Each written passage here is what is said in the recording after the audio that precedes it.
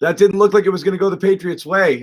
For those of you just tuning in right now, it's Patriots post-game show. Evan Lazar is somewhere tucked away at Gillette Stadium right now. Patriots post-game press conferences are about to get underway, but we're going to talk about what we just all witnessed there, which was a game it looked like Cam Newton had thrown away, given it to the Cardinals with a horrible interception late in the fourth quarter. Zane Gonzalez misses a very makeable field goal. Patriots get the ball back, drive just close enough into Nick Folk's 51-yard field goal range, and he sneaks a 50-yarder through the upright, fires, and that's it, Evan. Patriots win this one. 2017 improved to 5-6 on the season. Let's first talk about what we saw late in the game, how this all transpired. We'll get into the nitty-gritty of the game. Terrific game by the defense.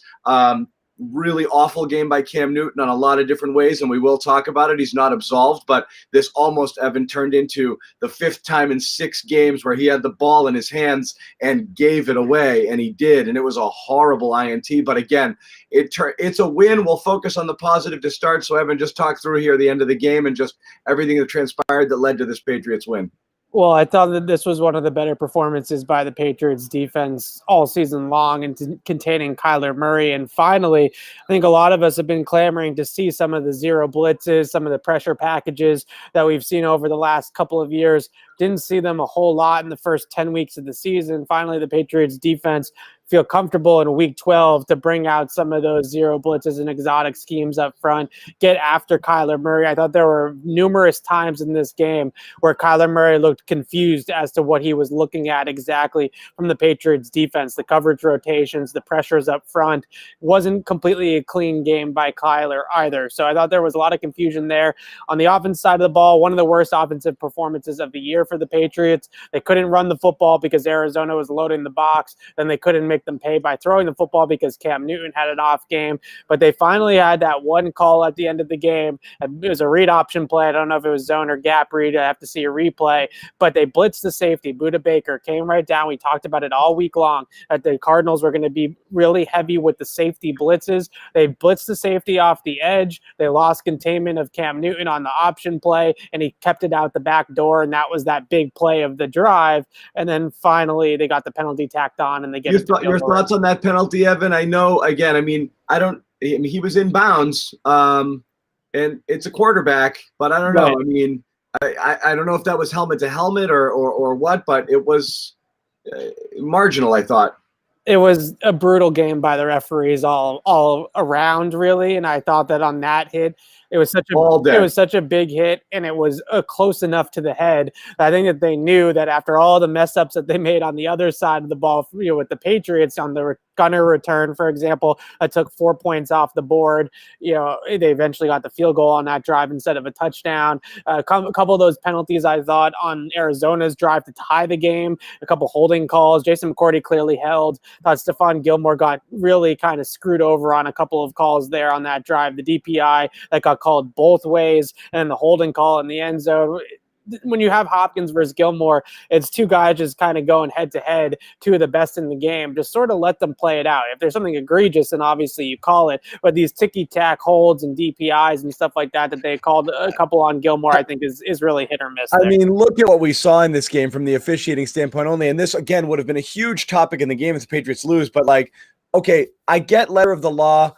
It's perhaps that the right call is made on the it was Jennings, right?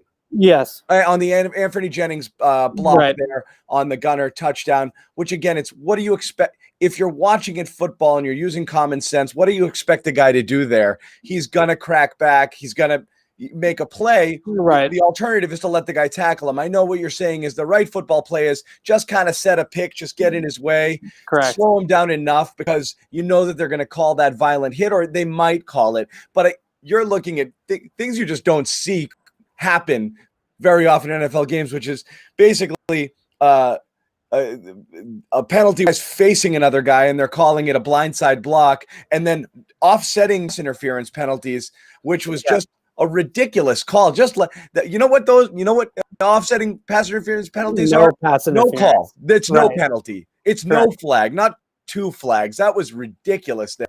And again, especially with how much it favored the offense to have it favors the offense because you replay it down. That was an incomplete pass. Right, exactly. So it's 3rd and 3 It's a instead of being 4th Yeah. and 3. You get the no call or kind of the washout call that gives them another 3rd and 3, and they pick it up with Kyler on the ground the next play. And that was a brutal call for the Patriots. The Jennings thing, I know a lot of Patriots fans are extremely frustrated by that call, and it's even questionable if it was called correctly by the letter of the law when you look back at the play, because he really didn't initiate contact necessarily. It was kind of a mutual contact type of situation. But when you're working your way back towards the end zone, whether you turn or you get momentum towards your own end zone, you can't block backwards. You can't block back into the field like that. They made that rule to protect guys. I don't know if it necessarily does protect guys, but that's why the rule is there. And it's a bad rule. It's a bad written rule that really puts the refs in a tough position to make a quick judgment call just like that. So I think overall, the refs really had a terrible game for both teams and were extremely wishy-washy and really ruined the entire flow of a game that wasn't going to necessarily be a great offensive game anyways, but any semblance of sort of flow or continuity from this game went out the door once all the flags started coming out. Yeah, so let's get to have to discuss here again. The Patriots are fortunate to get a win here, but it was interesting last week, Evan, in a game where we lost by a horrible performance by the defense, and Cam Newton actually played pretty well. Yeah. And all of the ire after the game was directed at Newton and play calling and the offense and McDaniels, and very little on the defense. This is a game where I think you can look at Newton and say, not only statistically was it a poor game, it was, and again, I bet when you go back and you look at this tape here, we're going to see receivers open and him just not throwing, sitting in the pocket for who knows what, just refusing to throw. And again, this is the NFL. This isn't college where guys are running open by 15 yards in the middle of the field and you just hit them. 1 and 2 steps is separation here. He's not leading receivers. He's not making these tight window throws. He's hanging onto the ball and not seeing what's out in front of him. I mean, this was among his worst overall performances of the year, I thought. And that's before he almost handed the ball on just, I mean, that play was a disaster from the beginning. That interception not only was it telegraphed going, he also just threw to the wrong shoulder. I mean, he basically threw it to Kirkpatrick, right? Correct. He just basically threw it directly to Kirkpatrick. That was like a train wreck. You watched it happening in slow motion. You're like, what's he doing? What's he doing? Is he throwing it there? And he threw it right to him. So, I mean, just your thoughts on what you saw. And again, just reminding everybody at home, Evan's at Gillette Stadium. He has the unique perspective of being a lot more of the field than we're seeing at home. So what were you seeing just watching kind of Cam go through this and struggle as he did today? Yeah, I saw 2 things. One, this was probably his most inconsistent performance accuracy-wise since the COVID games, the 2 couple of games there where he was really kind of shooken up due to the COVID-19 diagnosis. And what we saw also on top of that is what you mentioned is just instances where he's just holding the ball in the pocket and not necessarily having the right timing or syncing up with his receivers. I thought there was a play early on in the game where he threw a slant to Damiere Byrd and he threw it late. It looked like the defensive back might have gotten there a tad early too, but that's a play where Damiere Byrd smokes the guy at the line of scrimmage on a little slant, and if you throw the ball right to him out of his break, then he's got a chance to make the play, but instead the ball comes out too late. Then there was later on in the game the James White screen where he throws the screen above James White's head, and the whole entire timing of the play just gets thrown out because of the inaccurate pass by the quarterback. So a lot of inaccuracies today from Cam. I didn't think he saw the field very well either. There are a couple of plays where it's hard to tell. Sometimes, he's looking front side and there might be a receiver open backside, and you kind of wonder about his mental timing and progression speed at that point, right? Because you see the front side of the play is really covered up pretty well, but then you see a Jacoby Myers, for instance, open on the backside of the read, and you wonder, should he have gotten off that first side faster to get to the second in the read or get to the check down in the read or whatever the case may be. He also still, and I don't really necessarily blame him for this at this point because it's clearly something that they just they want to ignore the tight end in the flat. Everybody gets so annoyed by it, but when Cam is looking one way and the tight end's in the flat on the other side, on the back side of the progression, he is just completely ignoring that receiver all season long. So there's some instances where he's going to take a sack in the pocket, where if he can just get his eyes over to Ryan Izzo in the flat quickly, then maybe you pick up a couple of yards and avoid a negative play. So today was all about a performance from the quarterback that was really poor, I thought, for the offense. You know, if you can't make the Cardinals pay for putting guys in the box and putting 8 guys in the box and loading up against the run, then they're just going to keep doing that to shut down your running game. Your passing game is too inconsistent to take advantage, and that's how you get a performance like this today from the Patriots offense. Last week it was the opposite, right? The Texans loaded the box, made Cam Newton throw, and he threw it extremely well, which really cost the Texans for putting all those guys in the box and really trying to stop the Patriots running game. Towards the end of this game, the Cardinals were so unafraid of the Patriots passing game that they had all 11 players on defense within 10 yards of the line of scrimmage. They just didn't care. They just knew the Patriots weren't going to be able to throw it over their heads. They weren't afraid of anybody at the Patriots wide receiver group at all. Jacoby Myers got trailed by Patrick Peterson the entire game, shadowed by Patrick Peterson the entire game, and they did not have any fear in the world that the Patriots are going to be able to throw the ball successfully. That's as the game wore on, and they saw that Cam Newton was off. So, and herein lies the greatest dilemma when it comes to assessing the Patriots situation right now. You're still technically in the hunt here at 5-6. Yeah. And so, and we're fairly certain that they're not moving on from Cam at any point in time. And we've talked about this so much, it's a broken record. We're also fairly certain they don't believe much in Stidham. But at what point after seeing Cam, it was easy to make some, I don't want to use the term excuses, but it was easy to see or to come up with reasons for why there were struggles early in the season or at different points, both with the shortened preseason and the COVID situation. But when you have a game like this kind of pop up this late in the year, it really does. And again, everyone's entitled to a bad game. You just keep seeing the same things that concern you about Newton, where if his name was Cam Newton and you are evaluating the quarterback position as it is, watching him, fail to recognize when receivers are open, not even look in certain directions, hold onto the ball, not feel the rush, and be wildly inaccurate as he is, you would be all over it here. If this person was not named Cam Newton, a game like this could be grounds for an immediate benching. So how much longer do you just continue on with a one-on, one-off sort and be okay with it? Well, that's a good question. And, the inconsistencies is the key thing, right? If you get stable performance, even if it's not elite peak performance by Cam Newton, but just something stable enough to keep the offense rolling, that's one thing. Now, the one thing I will say is that he did add quite a bit of value with his legs in this game. A couple of different design runs. Which we talked about really a big too. Part of the game plan. Yes. Well, we talked about the big part of the game plan today.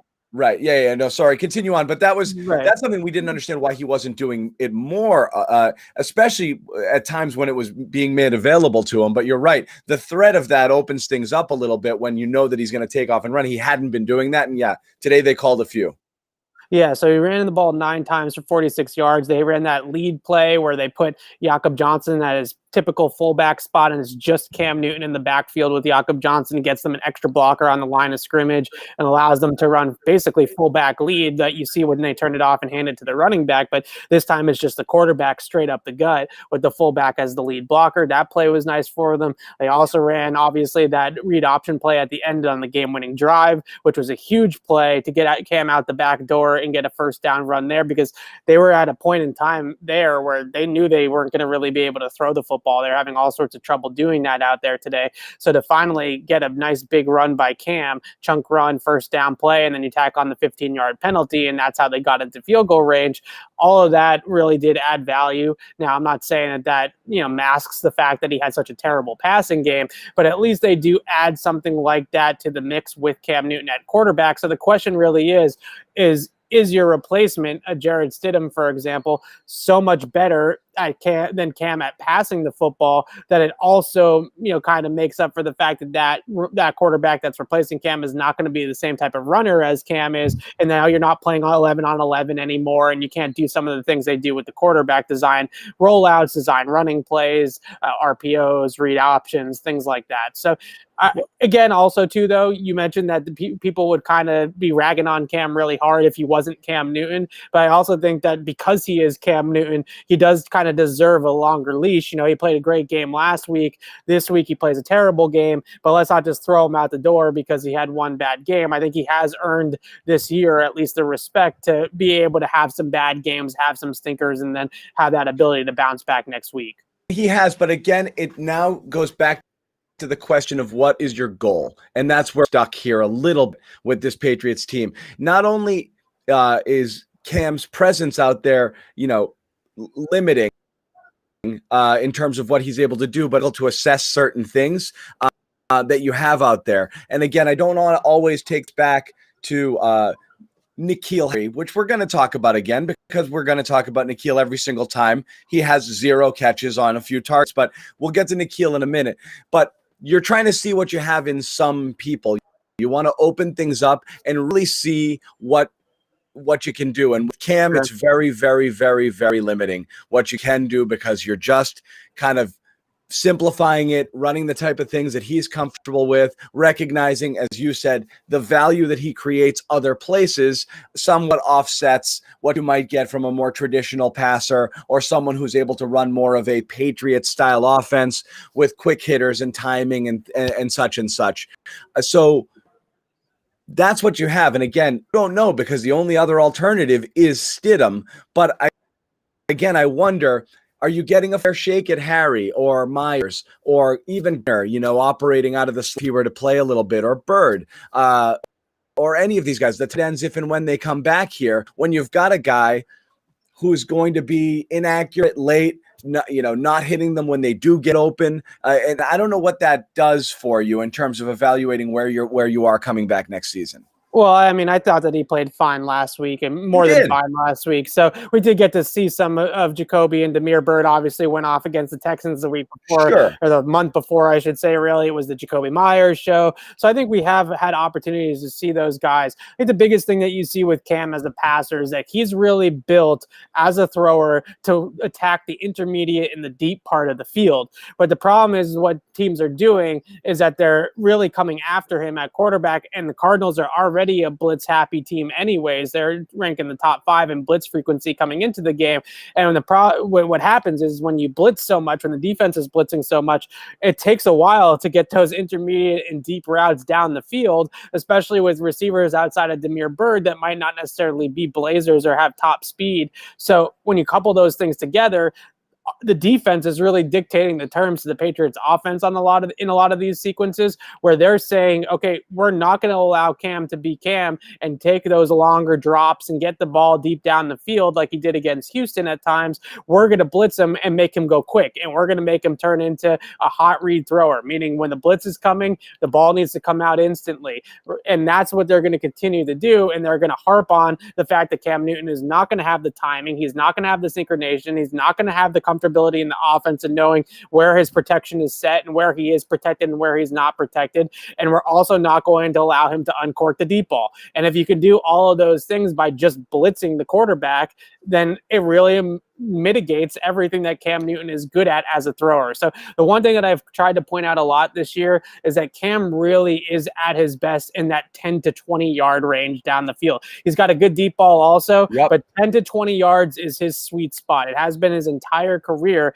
That's where he's among the most accurate, if not the most accurate passer in that 10 yard range. Right. When he's in rhythm is different from Tom Brady's rhythm. It's more so like a 2.65, 2.7 second rhythm, where he's letting some of those routes develop, where they're using vertical passing concepts and using kind of guys filling in at the intermediate level off of vertical routes.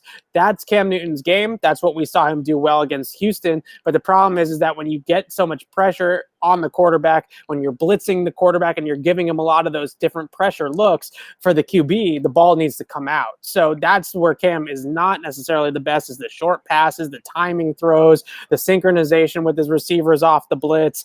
That's where teams are starting to really kind of harp on it with him and feast on it with him. Whereas when the Texans kind of sat back in coverage and allowed Cam Newton to just stand there and read out the coverage and make throws down the field, he shredded them. But when they don't let him sit back there comfortably, he has problems. And that, I think, is a lot to do with his comfortability within the scheme right now, because it's not just knowing where the receivers are going to go based off of the read and based off of the blitz. It's also knowing where his protection is, where his help is in terms of, is the running back staying in to protect? Is the tight end staying in to protect? Is it a 6-man protection? Is it a 5-man protection? All those types of nuances to the scheme, that takes time to kind of learn that and get comfortable with it. And defenses are just counting on the fact that Cam Newton is not comfortable yet in this offense and with his weapons, albeit limited, but the guys he does have around him, that if they blitz him and they come after him, then he's not going to have the answers, and we're going to see a game like we saw today. And again, I'm just speaking to, and I know you see it in the chat and we see it every single week. I'm just speaking to the fans' point, Evan. It's not necessarily that things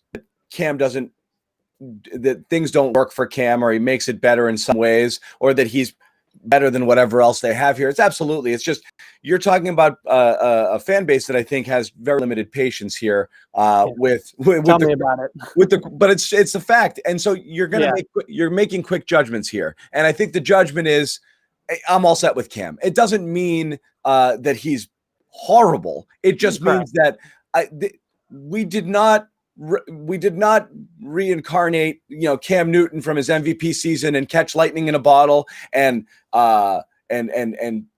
trick the rest of the NFL. And Bill Belichick did it again. He's the smartest man alive. And look what he got, Cam Newton off the scrap heap, and he's a top 5 quarterback. Didn't happen. It's fine. The reality is he is what he is.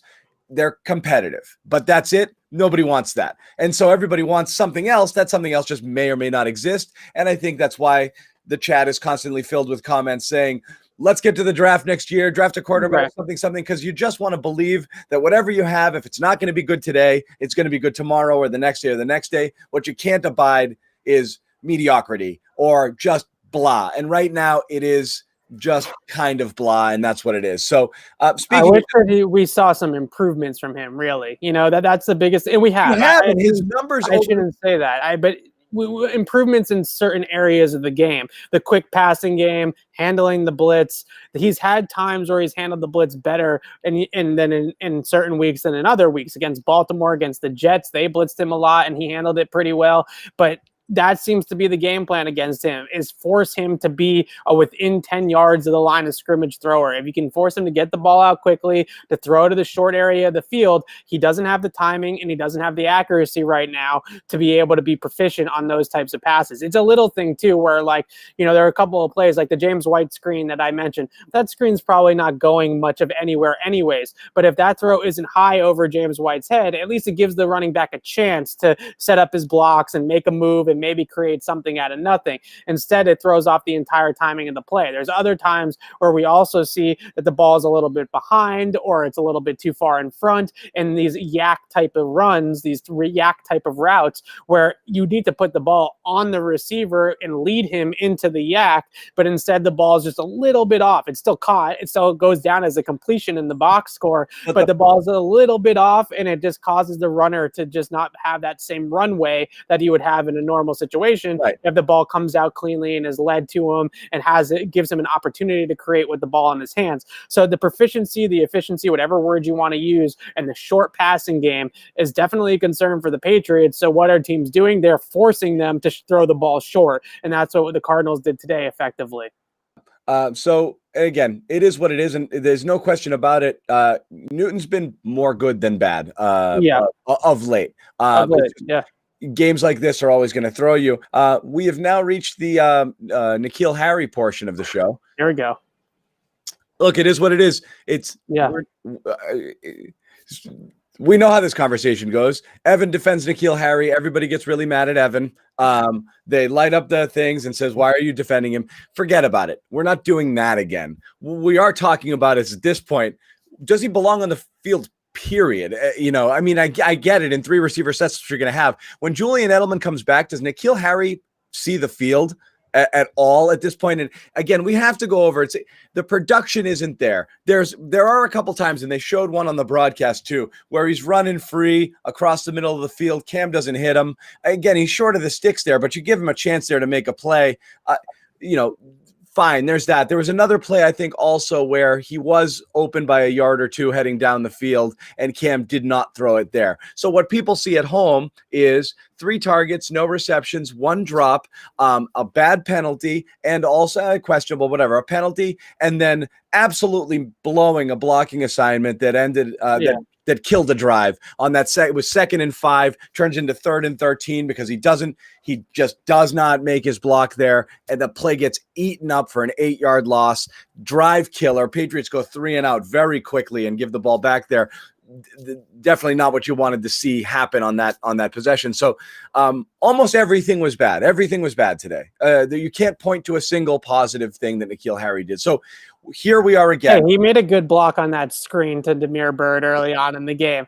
Here's the thing. Here's my little 2 cents about N'Keal Harry. The reason why I don't kind of jump on the train of bashing N'Keal Harry all the time is because I know behind the scenes how hard the kid works at it. It's not working for him, right? Plus, he's just not good at football. Exactly. Yeah. Thank you, John. That's what I'm trying to say.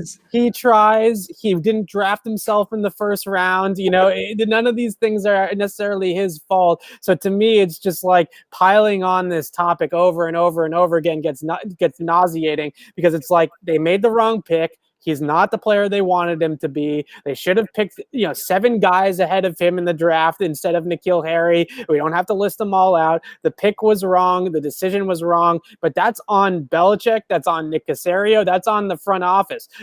I don't like to blame the player for getting overdrafted when it was clear at the time that the player got overdrafted, right? I mean, what's the point of that? What's the point of saying that DK Metcalf is better than N'Keal Harry when DK Metcalf was better than N'Keal Harry 3 years ago, and I could have told you he was going to be better than N'Keal Harry in the NFL. So blame the right guys. I don't know. The jury's still out on that one, Evan. Blame the right guys. The right guys to blame on N'Keal Harry are the decision makers, Bill Belichick, in the front office for making the pick to begin with. He had limitations in college. I called him a gadget player when they drafted him, because he was a guy that was really mostly useful on screens and jet sweeps and plays in space and running against zone coverage and then out jumping the defense, which is the one skill I think people would like to see them use more. But then again, on that slant that he dropped, that's that contested catch that you would like to see him come down with that he didn't come down with. It's clearly not working. It's clearly not a good pick at this stage of the game, and there's no disputing that whatsoever. I just don't like harping on it because that's fine. It's a bad decision by the personnel department, and that's all it needs to be. And that's all I'm saying is, again, people want the first round pick to perform well, not N'Keal Harry. N'Keal Harry's probably not capable of doing any of the things that people want to see him do. So I am talking practically speaking. At this point, I find it hard to believe if Edelman were to return this year that Harry would see snaps at all. About Dante Moncrief saying at this point, you wonder if Moncrief's passed him on the depth chart already. And so, I mean, you could be looking at like in the coming weeks here with Harry, which, I mean, again, is sad, but I wonder honestly, if he were cut tomorrow, does he make anything other than another team's practice squad? Yeah, it's sad to say, but I saw today more explosiveness and contact balance from Dante Moncrief on that kick return that we've seen from N'Keal Harry in his entire NFL career. Yeah. Moncrief has got the same size as N'Keal Harry. He probably can block just as well as N'Keal Harry can. And 2 weeks in a row, last week against Houston, he had a 15-yard reception on a shallow crosser that he broke a tackle and was able to run out of an angle and get up the field. And then he obviously returns a big kickoff here today for over 50 yards. So 2 plays in the last 2 weeks by Dante Moncrief Moncrief, where he's already showing more explosiveness than N'Keal Harry. I don't know if Moncrief has the comfortability in the scheme yet to play such a large role, but it's clear to me that he might actually be a better receiver right now than N'Keal Harry. I don't even know if that's a question mark. Like, I don't even know if that's a debate to be had. I think Dante Moncrief is a better receiver than N'Keal Harry and probably should be playing over N'Keal Harry moving forward. But I think the Patriots are going to be stubborn and continue to try to make the first round pick work instead of trying to go to the journeyman wide receiver that's been on their practice squad the last month or so or whatever. That's the thing is it makes sense for the Patriots to do everything they can to see if they can not completely give up on this investment in only year 2, but just the smart thing to do would be that you're Bill Belichick. You've won 6 Super Bowls. You got all the job security in the world.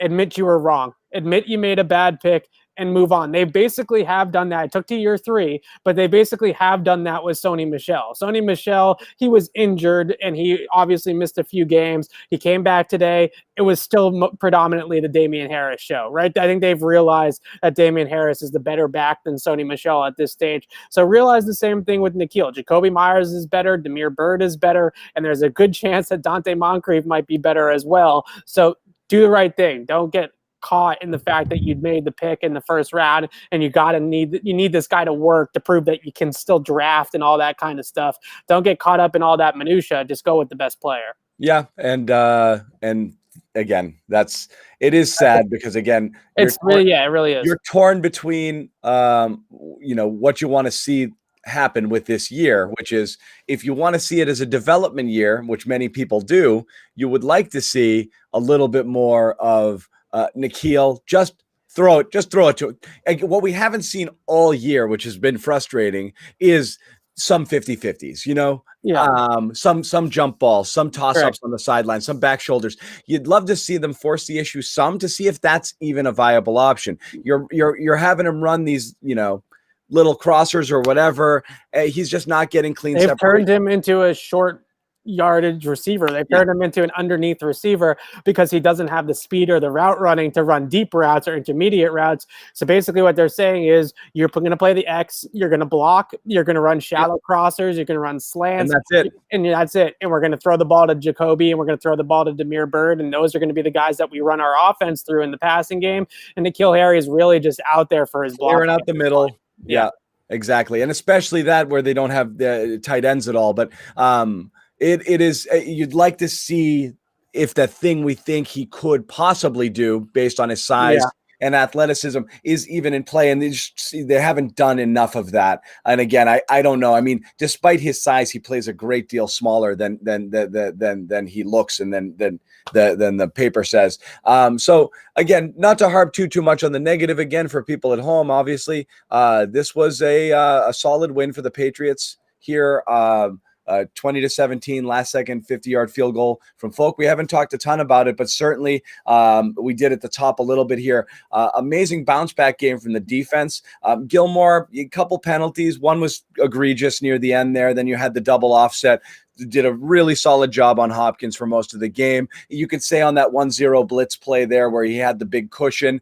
To me, I personally say you're going to sell out. You got to take some risk there. You got to play it a little tighter rather than give that one up.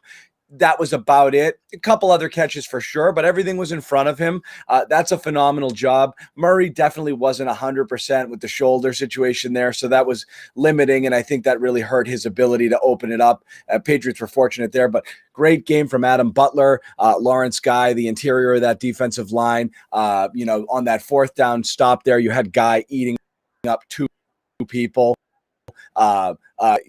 Tying up 2 guys and just pushing back. So, I mean, really good, stout play from a lot of people. Uche, again, looked like the most athletic person in that front 7 when he is given opportunities. So there's definitely a bunch of things to like that you saw on the defensive side of the ball. Thank God. And finally, we got some pressure on the quarterback with some design scheme pressure. I've been waiting all year for this, and I've kind of been using the excuse of a new defense, new personnel, young personnel out there a lot, as Bill Belichick likes to point out. And I said, okay, it's going to take some time for them to get into the zero blitz package, for them to get into their simulated pressures where they're showing 5 guys on the line of scrimmage and 1 drops and 1 rushes. And you got to kind of figure out as an offensive line who's coming, who's dropping, and kind of work that out post snap. Those are the types of things that we saw this defense really from the midpoint of 2018 all the way through the end of 2019 really feast on opposing quarterbacks, is with different pressure and exotic pressure looks and trying to kind of confuse the quarterback and the offensive line. I thought last week they really bailed out a bad Houston offensive line by not doing more of that. Now, the zero blitz strategy, maybe not against Deshaun Watson, but some of the other pressure looks that they ran today, they almost sort of got back into the amoeba defense. I don't think we went full amoeba yet, but we went, into a different sort of look where 5 or 6 guys are kind of up and near the line of scrimmage and they're not really sure what's going to happen. Then late in the pre-snap clock, the safety bails into the middle of the field and they run a typical kind of basic structure, or then maybe they bring a 0, or maybe they bring 5, and maybe they bring 4 on those simulated pressures I was talking about. That's what this defense needs to do, continue to do moving forward. The bend don't break stuff is good when you have a great quarterback and a great offense, like in the early part of the last decade, 2012 through 2017, you can sort of understand you have Tom Brady, this elite quarterback. You just don't want to give up points on defense so that you can keep Tom Brady on the field and let him make plays and let him win you games. Now the defense, like it did in 2018, like it did at times in 2019, certainly for the beginning part of the season, they need to be an impact unit. They need to be a unit that forces negative plays, that gives good field position to the offense, that really controls the game on that side of the football. Finally, we saw Bill Belichick and Steve Belichick turn up, spin the dial, as they call it, right? Sometimes the safeties show their pre-snap look, what they're going to be in post-snap. Sometimes they don't. They're rotating different spots. They're blitzing guys from all over the place. That's where the Patriots defense is at its best, when they're scheming it up and they're cooking it all up like that. They can really be a negative play defense. That was probably the best defensive performance we've seen from New England since week 4 in Kansas City. And it might have even been better than that game in Kansas City in some ways because of the way they got after Kyler Murray. So yeah, I thought he was limited certainly by his shoulder a little bit potentially, but he really did look confused at times back there trying to decipher what exactly the Patriots defense was rotating into after the snap. So a much better coaching performance, a much better scheme, a much better game plan from the Pats defense today. And if we can see this defense for the next 5 games to end the season, then maybe they can be competitive. And you could run the table. Yeah, it's crazy, but if they can play defense like that, they're not gonna play defense like that every single week where they're completely, really locking down a good offense here. I think did they hold Kyler to something like 5 yards per play, 4.3 yards per play. I mean, that's stellar. That's superb. That's not going to always happen. But the fact is that when they finally put some pressure on the quarterback, now all of a sudden their coverage looks a lot better. Everything looks a lot better. And again, Uche and Kyle Duggar playing major roles in getting after the QB, making tackles in space, running sideline to sideline, containing the mobile quarterback. Those 2 guys are so clearly far and away 2 of the most athletic players on their defense when they are out there, and need to continue to be out there a lot for the second half of the year. And again, just don't look now. And again, you're gonna look back on the season and think about those games that they absolutely should not have lost. But every time they win, you look at it and say, "Hey, they could do this." And every time they lose, you're like, "The season is over." But I mean, this was a game. This was on paper the most challenging game left remaining on the schedule. You have the 2 LA games out there. Yeah. It's not going to be necessarily easy, and both of those are absolutely losable games. But I mean, every game's a losable game. They've lost to Denver. They've lost to San Francisco. It's really hard. But if you were to say that the Patriots with this team would beat LA twice, Buffalo, Miami, and the Jets down the stretch, nobody would say, "Are you kidding, dude? That's crazy." It's absolute. But the problem is the inconsistencies. So one week Cam shows up, another week the defense doesn't show up. So again, I think that's a hallmark of an average football team. It's an average football team. You can win or lose every week. Right, and you can't consistently put it together in all three phases every single week. One week it's the defense is bad, next week the offense is bad, and that's not complementary football. There was a string of plays in the middle of this game, I think it was sometime in the second quarter, where they got the big return, and then they kicked the field goal, and then they kind of got a quick 3-and-out or a quick drive then for the offense, and they gave the ball back to the offense, and they scored a touchdown. I think it was right out of the half, maybe it was. And I finally said, tweeted out, there's some complementary football, right? There's the defense and the special teams and the offense all funneling into each other and contributing to make sure that each kind of side of the football has the easiest script possible. The offense has a short field, defense has a long field. That's what you want to get if you're the Patriots.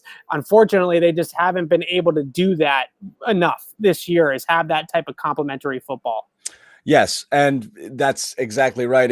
Before, obviously, again, not to keep harping on the Tom Brady years, but you could look at a Patriots schedule basically every year for the last 15 years and say it's inconceivable they would go worse than 11-5 here. It's just these games were unlosable, some of them, and now it absolutely could theoretically win every game, lose every game. And again, what's amazing about this particular season is their best games and the ones they've been most competitive in have been against the stiffest competition. The narrow losses both to Seattle and Kansas City, and the Kansas City game with Cam Newton there. You wonder what would have happened in that situation. That was the failed Brian Hoyer post-COVID test experiment, and then. Again, you're talking about beating Baltimore and Arizona. It's just a weird upside down sort of season. And at the end, you'll look back on the missed opportunities and say, wow, Patriots could have tripped their way into 10-6, 11-5, even with this team, as much scrutiny as we've given it throughout the year. And that's bananas too. Even the Raiders, who've been playing fairly well, they had an awful game today. That was another game the Patriots, took care of here in Foxborough, not even playing their best football. They only played a half in that one. So another positive for today. This is just, we don't have to spend a ton of time on it. It's just remarkable to me that but how dependable and steady Nick Folk has become. I know. And it is really, it's unreal talking kickers, but right now Jake Bailey might be the best punter in football. If not, he's 2 or 3. I don't think anyone would argue that. Nick Folk is money. He's money, and he's showing more leg than you thought he would have when you brought him over here as a Band-Aid when Gostkowski got hurt. And this is a situation that it seemed like the Patriots totally botched it. You picked a kicker who couldn't make a kick in training camp, and now is just who the hell knows where. He'll go down.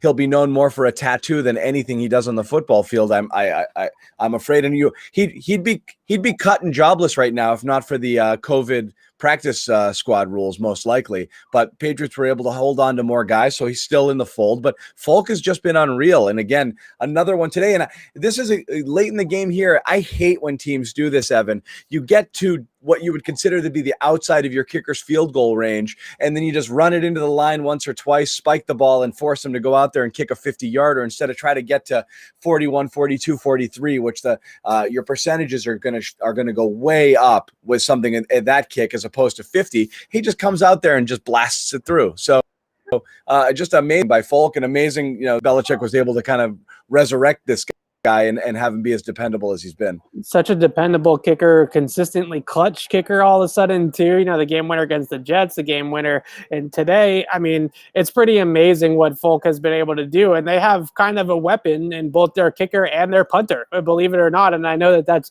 not necessarily where you want to look at and say, hey, we got weapons on kicker and punter. That's not where they want them. But at the same time, that's a great, kind of thing for this team, great development. And I think the biggest thing that you see with Folk today, they got that set up where they were driving to the closed end of the stadium on that final drive instead of the open horseshoe end of the stadium. That was a big break for them too, I thought, in terms of how it worked out with the flipping of the field after the coin toss. So when you really think about it, how much more could you ask out of Nick Folk? He's just been amazing. And so again, that's all. It took everything the Patriots had today to win this game, and it was phenomenal special teams, great return from both.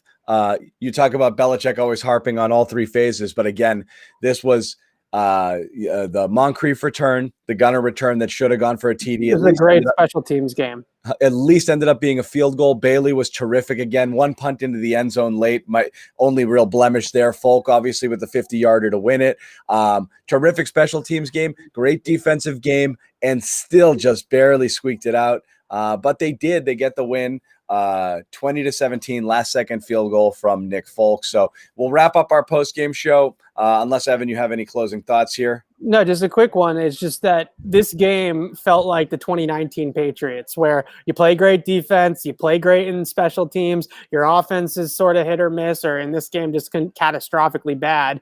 And it felt a little bit more like that 2019 team that was going to win games that way. And maybe that can be the way this Patriots team carves out a few wins down the stretch here, is by getting into that 2019 formula of having a really good defense, a really good kicking game, and just getting enough out of the offense to be able to get out on top and win the game in the end. So that's the best sign, I think, for the Patriots. As great as it was last week and as fun as it was to break down all the Cam Newton throws and them opening up the passing game, and I did all 22 and the whole thing, and it was great fun, right? But the way that this team, the formula for this team is how they played today. As much as I would love to see the offense play better than it did today, this is the game script that they are going to need to play in the last 5 games of the season to be able to come out of that, 4-1, 5-0, and have a chance to actually make the postseason. One last thing I want to throw out here before we wrap it up. Bill Belichick in his post-game commentary was being asked about the defense, and he credited Steve Belichick for making some excellent play calls out there. Of course he did. Of course he did. Everybody in town calling for Matt Patricia to come back and call plays for the Patriots defense. Yeah. It's all Steve's fault, and he credits his own son with a great game plan and play calling. Two interesting things I thought here. And again, one, the Patricia, of which everyone thought assumed he'd be in here by Monday in some capacity. We've seen this happen in the past with assistants being let go in season with the Patriots. They'll bring them right back in here and say, what do you got? So that was one. Number two, a lot of buzz this week about Gerard Mayo's star. Really on the rise here. And is a potential candidate for the Bill O'Brien gig in Houston. And it was just funny that that came out this week. So all of a sudden, Steve Belichick moves to the head of the also class. Remember, for the last 2 years, Bill Belichick has refused to acknowledge that Steve is calling plays. And finally today, after all the Michigas in the media, all the scuttlebutt about Patricia and Gerard Mayo, Bill comes out after 2 years and finally admits that Steve is calling the plays for the this guy. It's wonderful. All right, now everybody's hunky-dory again. No, Steve called a great game. I said it off the top of the show. I said it again now. The pressure schemes, the way they spin the dial on Kyler, it really was a great play calling game from Steve Belichick, as much as we joke about the tongue-in-cheek of it. Yeah, no, it is funny. It's nothing Bill does is an accident. Except maybe activating Sony Michel last week, which we didn't get into. But beyond that, there's a method to almost everything there. So it was interesting. But again, 2017, Evan Lazar in Foxborough. We've got a ton more coming your way. We have, of course, if you are watching this on YouTube and you haven't subscribed already, please do so. You'll get notified every time we go live.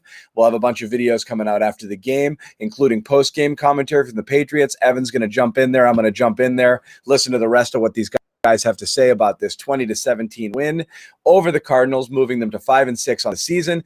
Evan's also going to have his game report after the game, 10 things he learned, some of which you're privy to if you watch this show. If not, you'll read the rest of it on clnsmedia.com coming up shortly. Of course, follow us on Twitter, Patriots CLNS.